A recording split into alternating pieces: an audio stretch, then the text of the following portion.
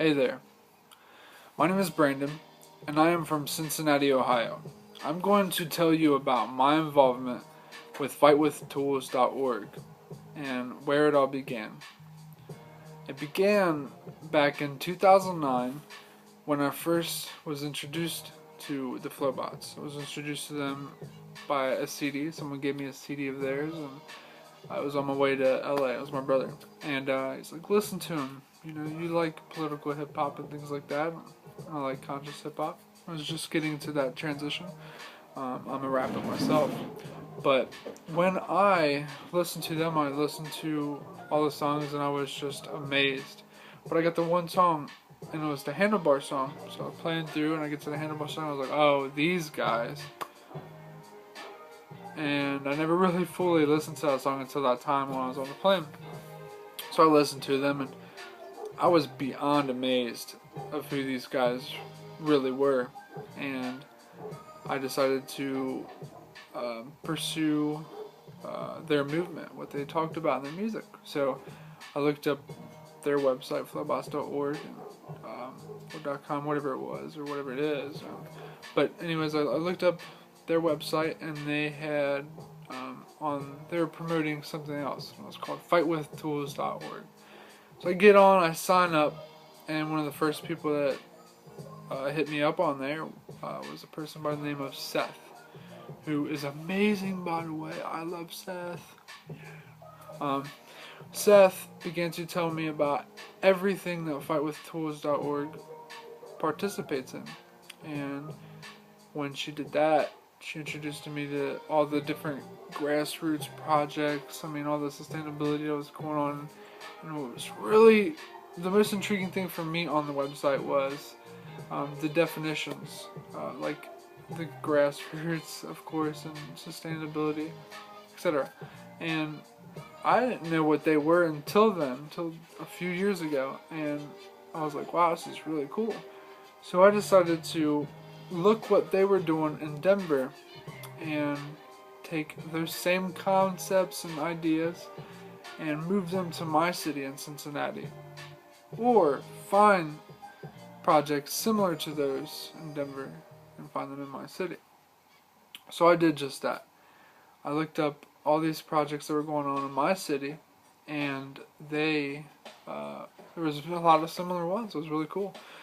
So I was introduced to this whole movement of grassroots projects and things, and it really inspired me.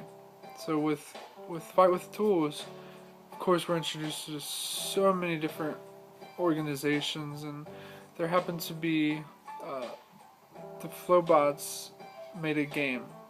Kind of sounds weird, but they made this conspiracy game, and they made us Flowbots fans look up clues around the world, or really around the nation, and the Flowbots would hide clues in certain cities that they were stopping in, and certain cities happen to be in like some of us bigger fans, like people in New York area, St. Louis, Florida, Cincinnati, and they would hide all these clues, and we'd take all the clues from each city and tie them in. So we used fightwithtools.org to decipher things, and then we also used a website known as Defend Atlantis, which now is tricksters.ning, I-N, or N-I-N-G. But anyways, we took those clues and we ciphered and we solved this puzzle, sort of. But we took this puzzle, and this puzzle was more of us pulling out our inner selves, who we are. I was always scared of sharing my story. Fightwithtools.org and Tricksters Defend Atlantis all influenced me to tell my story, which my personal story is losing 7 friends to gun violence. And I had to make an impact in my community. But how? So they introduced this whole way to use your resources, use your tools, and I did just that. I got introduced to Jamie and Stefan and them, and they introduced me to what they were doing in their city. And one of their biggest things that really influenced me and impacted me was what they were doing in the community with music. They decided to take music and make a music studio and teach kids music that were of the impoverished communities that couldn't afford to pay for lessons and things. And that's something that is so dear to me because I live in a impoverished community and I want that for kids. So I got involved with a couple organizations here back home, and we're doing something very similar to that, and I'm very proud of that. And it was all because of them where I'm at today. And it also introduced me to networking with artists, Flowbots being one of them. I have a song that's called Our Faith, and it's about like taking our lives for granted, and it's written with Johnny Five of the Flowbots, and it's going to be on my mixtape that's going to be out in about Mayish or so. If you want to check out my music, you can. Facebook.com/BSHIELDS17, BShield17. And I'll put all the links of everything up under the description. I would not be here doing my movements and things that I'm very passionate about if it wasn't for Fight with Tools, if it wasn't for Flowbots, if it wasn't for Something Growing Together Institute that was last July, which was the most amazing institute that I've ever in my life participated in. Let me tell you briefly about that. Last July, I went to Denver and participated in this Something Growing Together Institute, which is also known as White Flag Warrior Institute.